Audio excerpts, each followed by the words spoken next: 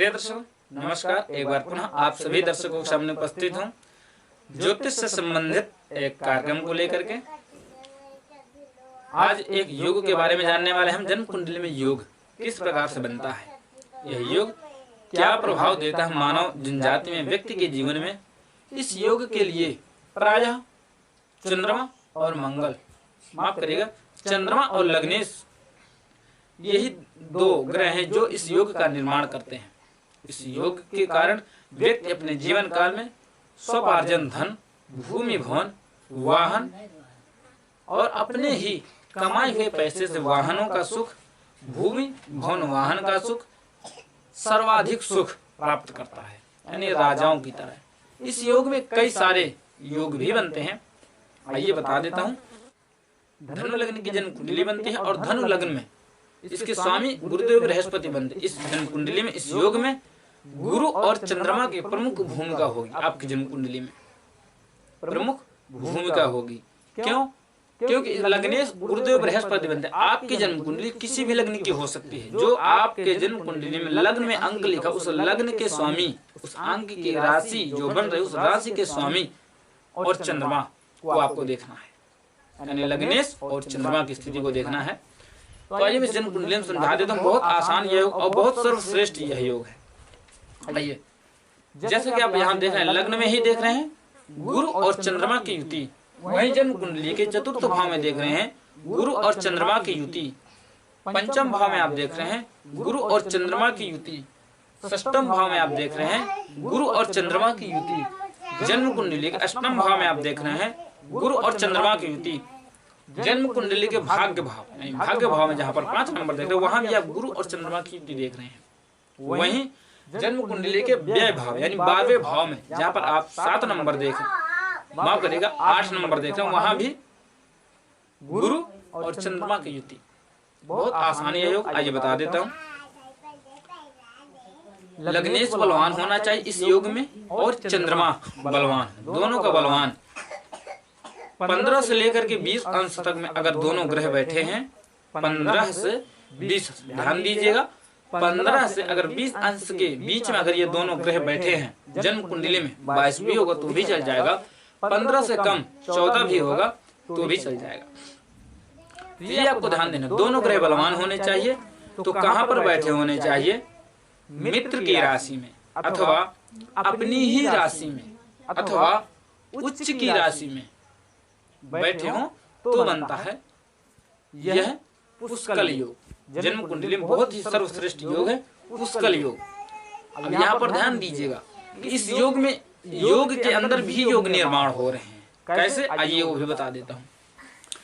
जैसे कि जन्म कुंडली में यहाँ आप धनु लग्न की जन्म कुंडली देख रहे हैं और धनु लग्न के स्वामी कौन बनते हैं? गुरुदेव बृहस्पति केंद्र में ही बैठे होंगे, यानी अपनी ही राशि में बैठे हैं। तो ये कौन सा बन गया? हंस योग बन गया। गुरु अपनी ही राशि में बैठेंगे, धनु अथवा मीन राशि में केंद्र में होंगे, तो ये हंस योग बन जाएगा। ध्यान दीजिएगा।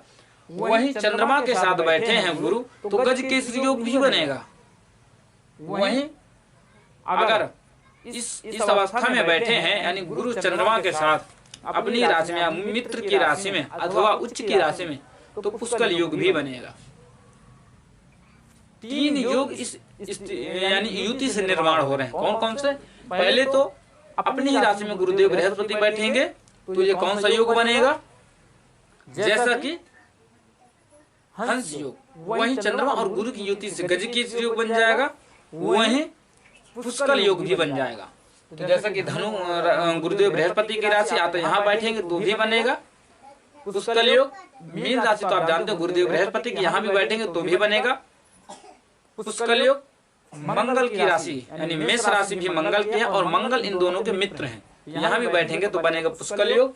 षष्ठम भाव, जैसा कि शत्रु हैं शुक्र, शत्रु मानते हैं चंद्रमा और सूर्य को, लेकिन चंद्रमा शत्रु नहीं मानते हैं। लेकिन यहाँ पर चंद्रमा इस राशि में उच्च के होते हैं, अतः यहाँ पर भी इस योग का लाभ आपको मिलेगा। यहाँ भी ये योग बनेगा। यहाँ पर देखिए गुरु यहाँ पर उच्च के होते हैं, कर्क राशि में गुरु उच्च के होते हैं, लेकिन चंद्रमा भी अगर गुरु के साथ यहाँ बैठ जाएंगे तो भी एक प्रकार से यह पुष्कल योग बन जाएगा। सूर्य की राशि यानी सिंह राशि में बैठेंगे भाग्य भाव में तो भी पुष्कल योग बनेगा, वहीं व्यय भाव में बैठेंगे तो भी पुष्कल योग बनेगा। तो आपको ये देख लेना, मान लीजिए षष्ठम भाव, अष्टम भाव या जन्म कुंडली के दसम भाव अथवा तृतीय भाव में योग बन रहा है तो उसका लाभ आपको कम मिल पाएगा। लेकिन अगर यही योग केंद्र, माफ करिए, केंद्र के चारों घर में अथवा त्रिकोण में यह योग बन रहा होगा तो आपको बहुत लाभ देने वाला होगा, सबसे ज्यादा आपको लाभ देने वाला होगा। किस भाव में बना, किस ग्रहों की स्थिति में बना, वो आपको तय करना, आपकी जन्म कुंडली तय करेगी किस स्थिति में यह योग बना। अगर केंद्र अथवा त्रिकोण में बन रहा होगा तो ये बहुत लाभ देने वाला योग होगा, वहीं कहीं छठे, आठवें, 12वें अथवा तीसरे स्थान में बन रहा होगा तो ये लाभ आपको कम देगा। इस योग में 3 योग बन रहे हैं, जैसे कि मैंने बता चुका हूँ, गजकेसरी योग भी बन रहा है, वहीं हंस योग भी बन रहा है, वहीं पुष्कल योग भी। ये रही आज के विषय यानी पुष्कल योग। आशा करता हूँ आपको आसानी से समझ में आ गया होगा। और इसी से संबंधित एक कार्यक्रम मैंने और बनाया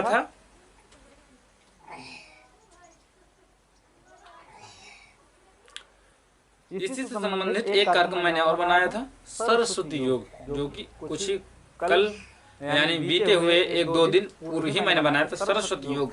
उसमें जैसे कि मैंने बताया था, कर्क राशि में गुरुदेव बृहस्पति हो, चंद्रमा आमने सामने हो जाएंगे, केंद्रगत संबंध बना रहे होंगे तो बन जाता है सरस्वती योग।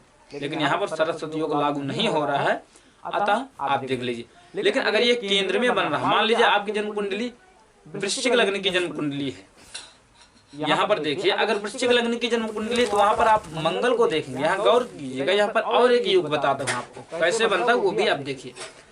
वृश्चिक लग्न की जन्म कुंडली होगी, चंद्रमा मंगल यहाँ बैठे होंगे, ये पहले तो नीच के हो जाएंगे चंद्रमा वृश्चिक राशि में, तो और केंद्र यानी जिस राशि में चंद्रमा नीच के हो रहा है उस के राशि के स्वामी मंगल केंद्र में ही बैठेंगे तो ये कौन सा योग बन जाएगा, नीच भंग राज योग। चंद्र मंगल बैठेंगे तो चंद्र मंगल लक्ष्मी नारायण योग हो जाएगा, वहीं चंद्र मंगल बैठेंगे तो ये एक प्रकार से पुष्कल योग बन जाएगा। वहीं चंद्र मंगल अगर बैठेंगे लग्न में तो ये रोचक योग बना देंगे।